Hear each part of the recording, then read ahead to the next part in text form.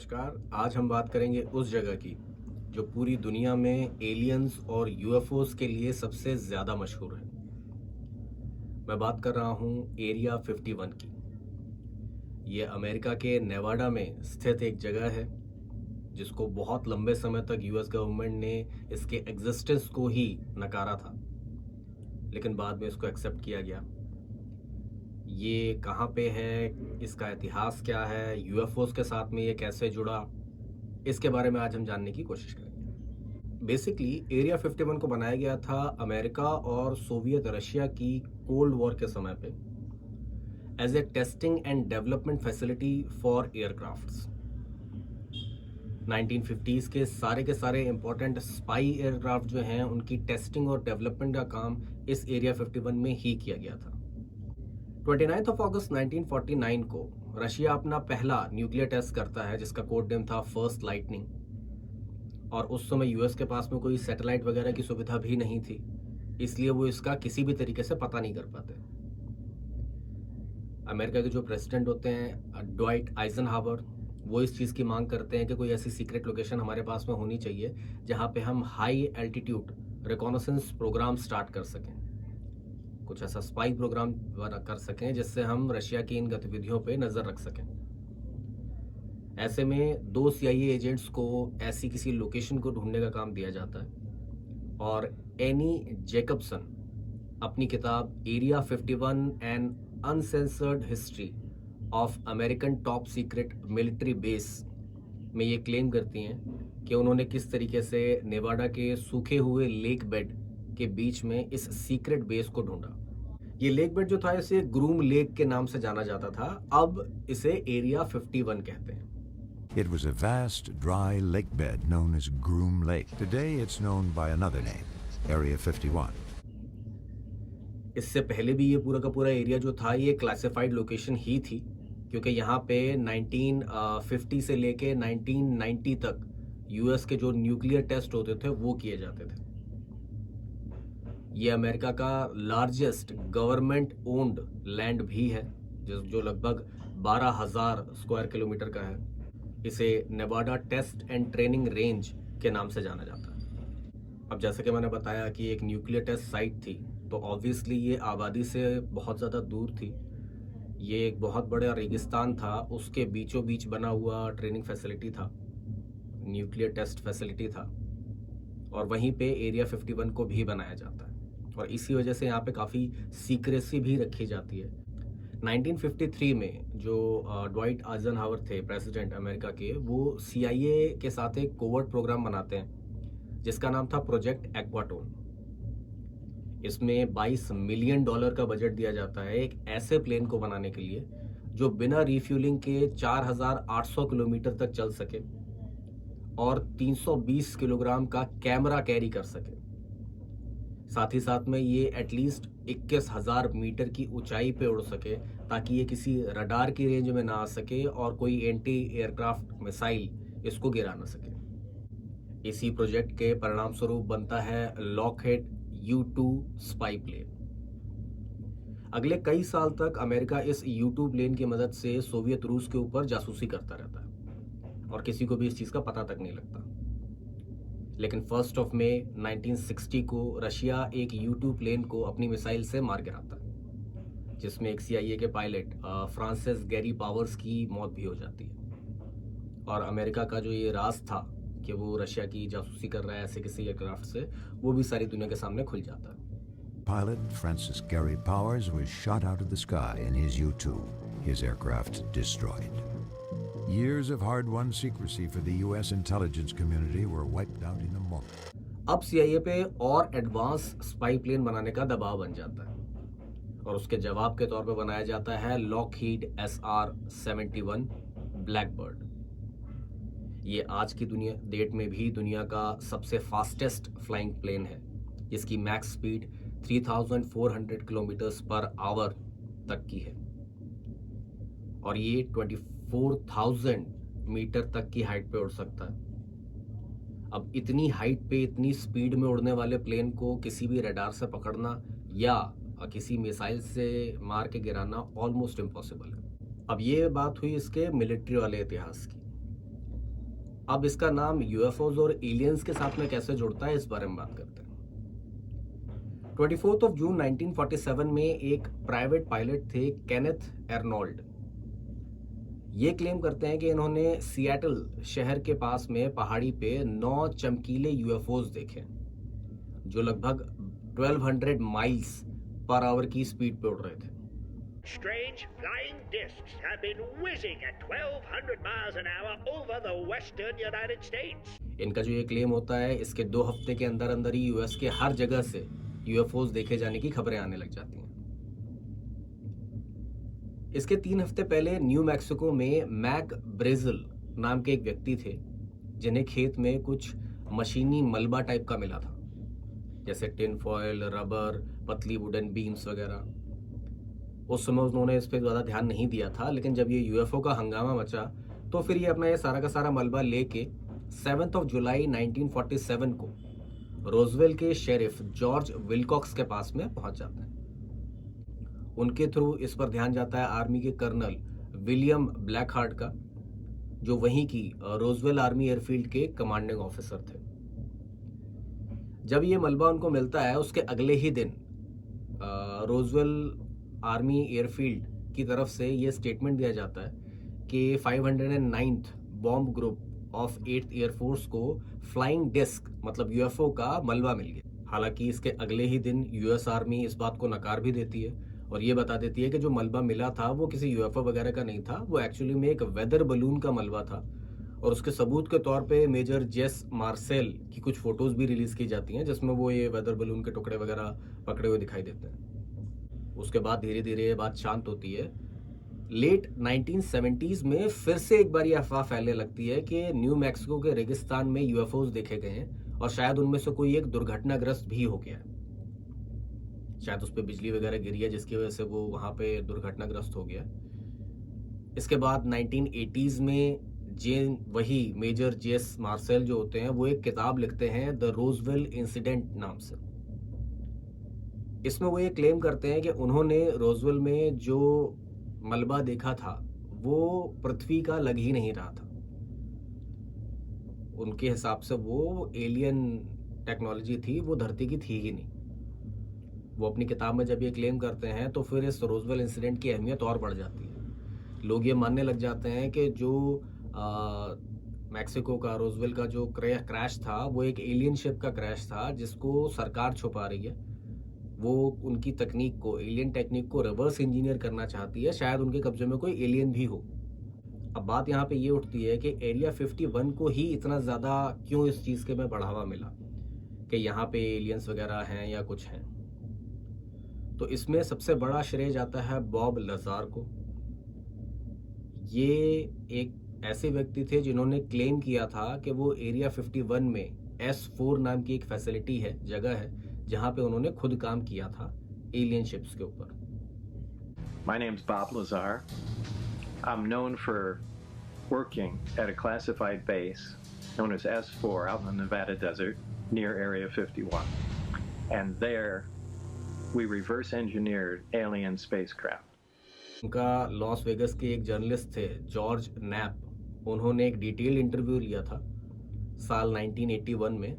उसमें उन्होंने ये चीज़ कही थी कि वो जब S4 में काम करते थे एरिया 51 में, तो उन्होंने 9 फ्लाइंग सॉसर्स देखी थी, उड़न तश्तरी देखी थी, जो एलियन ओरिजिन की थी, एक्स्ट्रा टेरेस्ट्रियल थी, बाहर की थी, धरती की नहीं थी।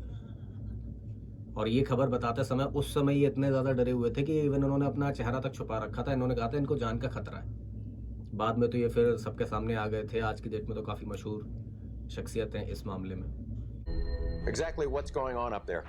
Well, there's several, actually 9 flying saucers, flying discs that are out there of extraterrestrial origin.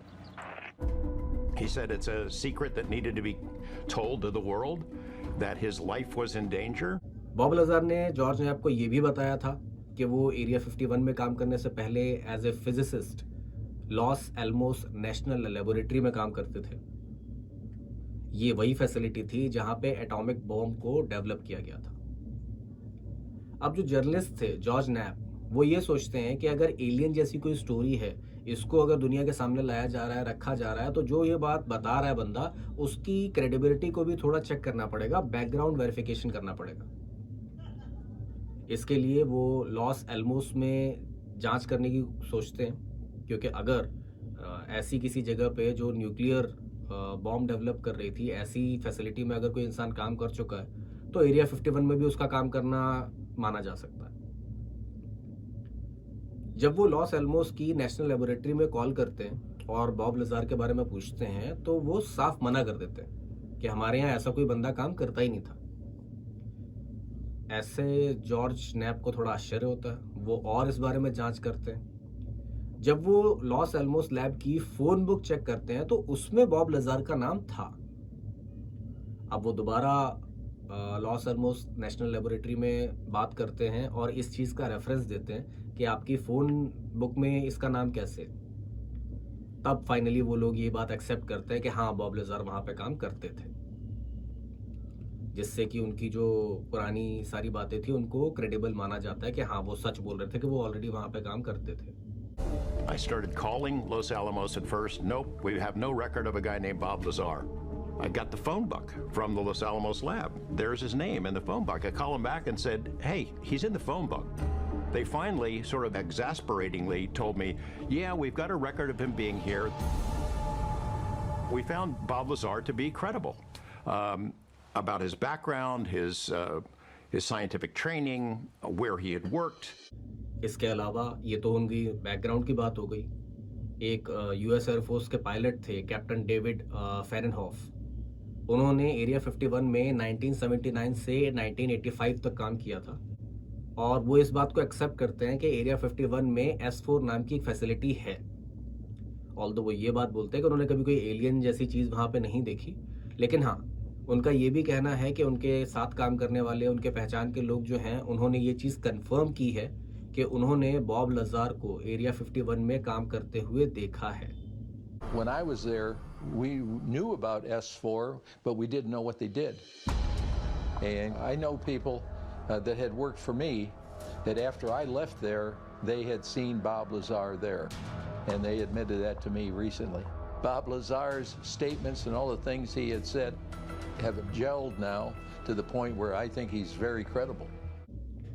तो यहाँ से बॉब लज़ार की क्रेडिबिलिटी पे और ज़्यादा पुख्ता विश्वास आता है कि वो एक्चुअली में एरिया 51 में काम करते थे। उनका जो बैकग्राउंड है वो भी एक फिजिसिस्ट का और एक रेनाउंड इंसान का है जो वहाँ पे काम करने के लिए एलिजिबल है। अब जो बॉब लज़ार हैं, ये जैसा कि मैंने बताया काफ़ी खुल के इन चीज़ों के बारे में बात करते थे। तो एक बहुत मशहूर पॉडकास्टर हैं जो रोगन, उनके साथ में भी एक शो में उन्होंने खुल के ये सारी बातें कही थी। My name's Bob Lazar. I'm known for working at a classified base known as S4 out in the Nevada desert near Area 51. And there, we reverse engineered alien spacecraft. अब जो रोगन का जो ये पॉडकास्ट था, इनको कॉलेज का एक स्टूडेंट सुनता है, मैटी रॉबर्ट्स, और वो ये सोचता है कि उसको गवर्नमेंट को एक्सपोज करना चाहिए। इसीलिए वो फेसबुक पे एक इवेंट बनाता है, storm area 51, they can't stop all of us. इसको वो 20 सितंबर 2019 को रात के 3 बजे के लिए प्लान करता है फेसबुक पे, और इस तरीके से रखता है कि जैसे बहुत सारे लोग अगर लाखों की संख्या में वहाँ पे पहुँच जाएं, एरिया 51 में एक साथ धावा बोल दें, तो सरकार लाखों लोगों को तो नहीं मार सकती, तो सबको पता चल जाएगा कि एरिया 51 में क्या चल रहा है। क्योंकि बॉब लज़ार ने इतने क्लियरली ये चीज़ बोली थी कि वहाँ पे एलियंस हैं या ऐसा कुछ है, तो जानने की बड़ी इच्छा थी। अब एक्चुअली उसने जो ये पेज बनाया था, इवेंट पेज बनाया था, वो मजाक में बनाया था। ये इससे भी साबित होता है कि उसने कई सारी मजाक वाली बातें लिखी थी कि अगर मिलिट्री उनके ऊपर गोली चलाएगी तो वो नरूटो की तरीके से भागेंगे उन गोलियों से बचने के लिए। नरूटो जो है वो एक जापानी एनिमे कैरेक्टर है जो हाथ पीछे करके भागता है। लेकिन कुछ लोग ऐसे थे जिन्होंने इस इवेंट पेज को बहुत सीरियसली ले लिया, और अगस्त एंड आते आते लगभग 20 लाख लोगों ने कंफर्म किया कि वो इस इवेंट में आएंगे। अब इस चीज़ की वजह से गवर्नमेंट जो थी उनका ध्यान भी इस चीज़ पे गया कि भैया 20 लाख लोग हैं, वो एक गवर्नमेंट फैसिलिटी को इन्फिल्ट्रेट करने की बात कर रहे हैं, धावा बोलने की बात कर रहे हैं, तो मैटी रॉबर्ट्स जो था उससे भी पूछताछ की गई, इवन FBI जो थी वो तक उसके पास पहुंच गई पूछताछ करने के लिए। और ये सब देख के मैटी रॉबर्ट्स जो था वो घबरा गया। उसने टीवी पे भी आके ये चीज़ बोली कि भैया मैंने ये सब मजाक मजाक में पेज बनाया था कि थोड़े लाइक्स मिल जाएंगे या ऐसा थोड़ा मशहूर हो जाऊंगा, लेकिन ऐसा कुछ करने का मेरा प्लान नहीं था। Started as a joke on Facebook, now has reached millions of people, and it's turning into an alien enthusiast festival. And I just created a joke while I was playing video games, man, and it's taken off to this like absolutely wild monster. So the FBI agents that showed up, they showed up at 10 a.m. So because I was kind of scared at this point. उसने एक official statement भी जारी किया जिसमें उसने ये कहा कि मैं एक मजाक कर रहा हूँ और मेरा ऐसा कुछ भी करने का उद्देश्य नहीं है। ये सिर्फ इंटरनेट पे थोड़ा फेम पाने की कोशिश थी। अगर कोई लोग सच में एरिया 51 पे हमला करते हैं या घुसने की कोशिश करते हैं तो इसमें उसकी कोई जिम्मेदारी नहीं होगी। अब ये पेज बनाने वाला जो था वो तो पीछे हट गया, लेकिन फिर भी 20 लाख लोग थे जो ये कह रहे थे कि एरिया 51 पहुंचेंगे। अब उनके लिए भी वहां पहुंचना वैसे तो मजाक नहीं था, क्योंकि जैसा कि मैंने बताया एरिया 51 एक बहुत बड़े डेजर्ट के बीच में है। वहाँ दूर दूर तक कुछ नहीं है। वहाँ उसके बीच में से बस एक 250 किलोमीटर लंबा हाईवे जाता है, और वो भी ऐसा है कि उस पूरे 250 किलोमीटर की रेंज में कोई पेट्रोल पंप तक नहीं है। यहाँ पे दिन में टेम्परेचर जो है वो 40 डिग्री तक पहुँच जाता है। यहाँ पे पास में सिर्फ एक छोटा सा गांव है रेचल नाम का, और 2019 में इस पूरे के पूरे गांव की टोटल आबादी जो थी वो 54 लोगों की थी। 54 लोग रहते थे टोटल इस पूरे के पूरे गांव में, एरिया में। अब मिलिट्री को तो इसकी सुरक्षा के बारे में सोचना था, क्योंकि भाई ये टॉप सीक्रेट गवर्नमेंट फैसिलिटी थी। एक इवेंट में अगर 20 लाख लोग कह रहे हैं कि यहाँ पे आएंगे तो सारे के सारे तो झूठ नहीं बोलेंगे। यूएस आर्मी का मानना था कि लगभग 30,000 लोग हैं जो यहाँ पे आ सकते हैं इस सिक्लूडेड एरिया में, रिमोट लोकेशन में भी। इसीलिए यहाँ पे पूरी पुलिस की, आर्मी की व्यवस्था की जाती है ताकि कोई दिक्कत ना हो पाए। लेकिन एक्चुअली में जो ये इवेंट था ये एक म्यूजिक इवेंट के तरीके से बन जाता है। 30,000 तो छोड़ो, वहां पे सिर्फ 6,000 लोग आते हैं। इससे ज्यादा वहां पे पुलिस वाले थे। जितने लोग वहां पे आते हैं वो सारे के सारे जानते थे कि इस जगह पे कोई रहने की व्यवस्था नहीं है, तो सब लोग अपने टेंट वगैरह, खाना पीना सब कुछ लेके आते हैं। रात भर वहां पे लोग गाना वाना गाते हैं, खाना पीना करते हैं, पार्टी टाइप की मनाते हैं। एक एलियन थीम की पार्टी बन जाती है वहां पे। इसको नाम दिया जाता है एलियन स्टॉक। पार्टी करते हैं लोग आराम से, ना कोई इन्फिल्ट्रेट करने की कोशिश करता है, ना घुसने की कोशिश करता है। बस लोग पार्टी वार्टी मनाते हैं और चले जाते हैं। जैसे कि मैंने बताया वहां पे उन लोगों से ज्यादा पुलिस वाले थे, तो वहां के जो शेरिफ है उनका ये कहना था कि लगभग $3 लाख का खर्चा किया गया था उस जगह की सिक्योरिटी के ऊपर, और हुआ कुछ नहीं। अच्छी बात है नहीं हुआ, लेकिन जबरदस्ती का खर्चा। अब अगर बात करें जो इंसिडेंसेस इस जगह पे हुए थे उनके एक्सप्लेनेशन की, जो यूएफओज देखे गए थे, जो मलबा यहाँ पे मिला था, रोजवेल इंसिडेंस हुआ था, तो 1994 में यूएस एयरफोर्स जो है वो रोजवेल इंसिडेंस का खुलासा करती है और बताती है कि जो टुकड़े और मलबा मिला था वो एक्चुअली में प्रोजेक्ट मॉड्यूल के अंदर बनाए गए एक न्यूक्लियर सर्विलांस बलून का मलबा था, जो एक स्पाई डिवाइस था। और उसका काम था कि सोवियत रूस अगर कोई न्यूक्लियर टेस्ट करता है तो उसकी साउंड वेव को वो डिटेक्ट कर सके और यूएस को इस बारे में पता लग सके।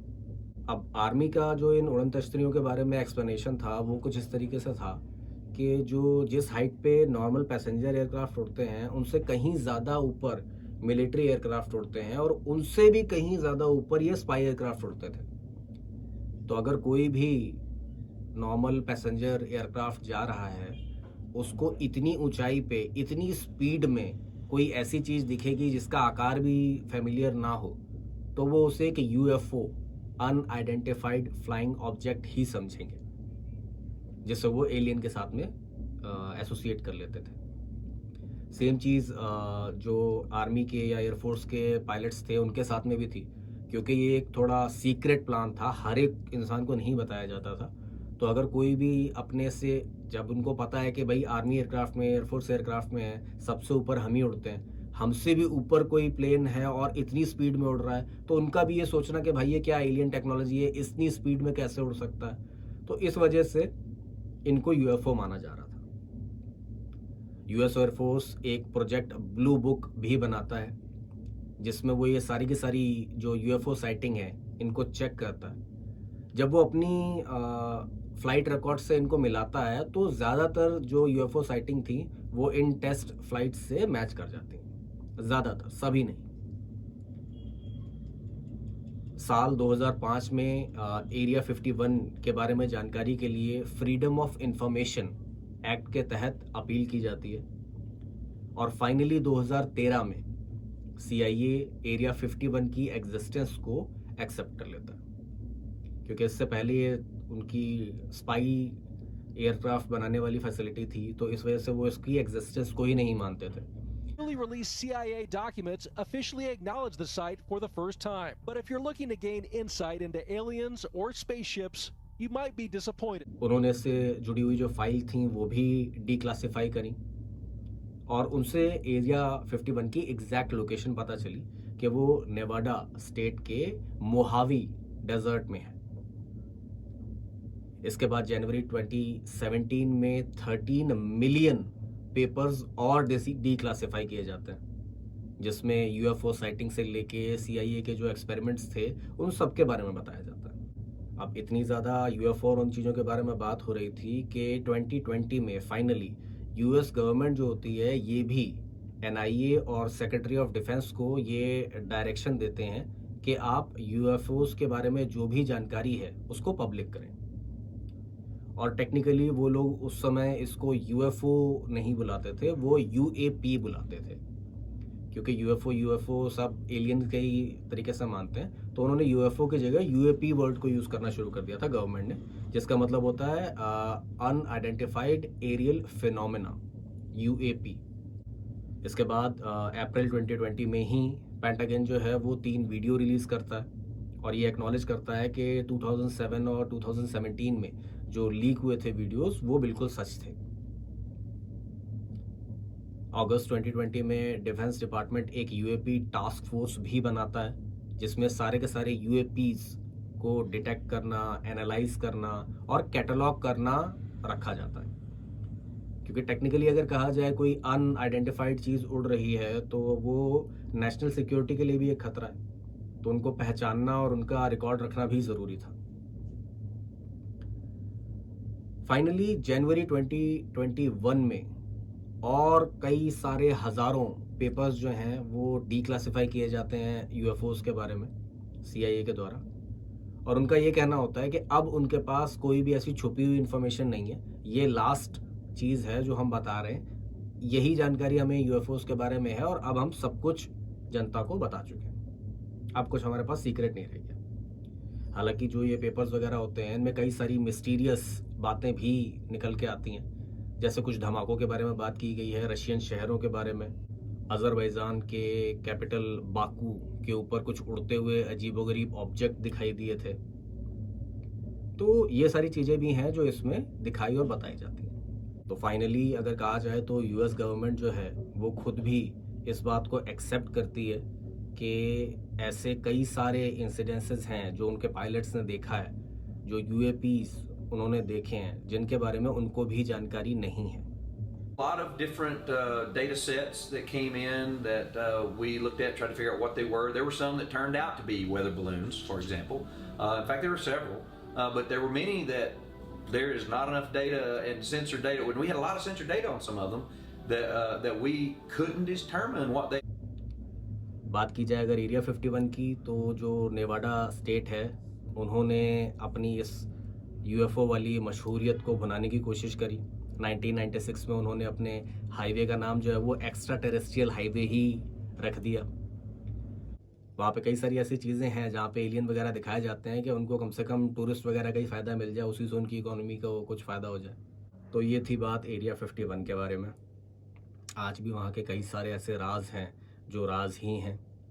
कुछ चीज़ों को US एयरफोर्स ने, गवर्नमेंट ने एक्सप्लेन करने की कोशिश की है कि काफ़ी हाइट पे उड़ते थे, इसलिए लोगों को लगा होगा कि हाँ एलियन हैं, स्पाई एयरक्राफ्ट वगैरह हुआ करते थे।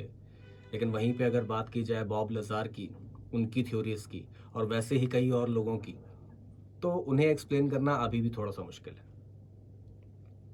तो एलियन हैं या नहीं हैं ये मैं आपकी सोच के ऊपर छोड़ता हूँ। आज का एपिसोड यहीं तक। अब आपसे मिलेंगे अगले एपिसोड में, तब तक के लिए नमस्कार।